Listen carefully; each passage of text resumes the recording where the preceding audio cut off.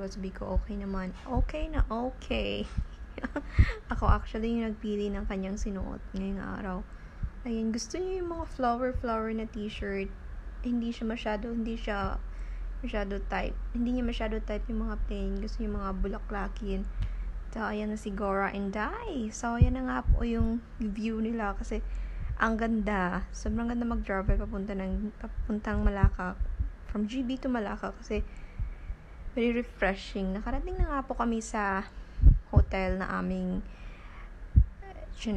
asan na ba yun? Yung Riverside na hotel. Malapit po siya sa yun na nga po, Riverside. Malapit sa Riverside, of course. Ano yan? Sunday. So, kapag Sunday talaga, madaming tao. Na-try na namin pumunta ng weekdays. Hindi masyado kami nag-enjoy kasi wala masyadong paninda. So, nag-open yung mga paninda doon Sunday.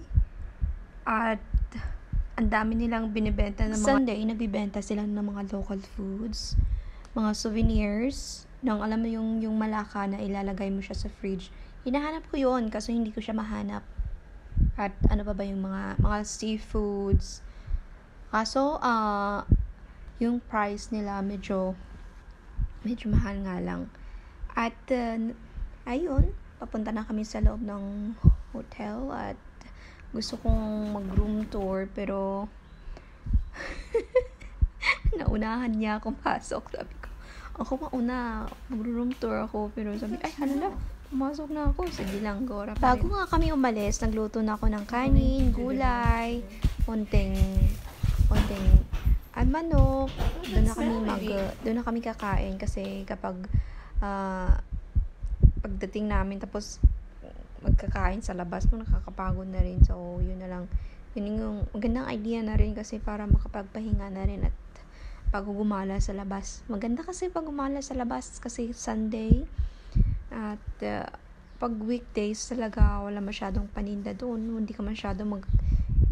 ka parang hindi ka mag-i-enjoy ba kasi wala kang makikita. Yun na nga lang po yung kapag gabi medyo mailaw, yun yung nakaka-enjoy. At ayun, ano pa ba yung aming dala dyan? Konting damit kasi pupunta naman talaga kami ng Kuala Lumpur. May balak kami, dalawa actually yung aming balak na magdiretso na lang or magstay ng Malacca. So, pinapili niya ako. So, sabi ko, mag-Malacca na lang muna tayo. At, from Malacca to KL, another 2 hours. So, yung aming appointment sa Philippine Embassy ay 10. So, madaling araw kami aalis. So, doon na rin. Parang hindi na ata kami nag-breakfast dyan. Sa na kami nag-breakfast? Sa sasakyan.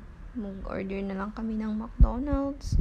At habang siya ay nagda-drive at sinusubukan ko siya. Kung marunong lang sana ako mag-drive, papalit-palit kami kasi nagpa-practice pa ako mag-drive.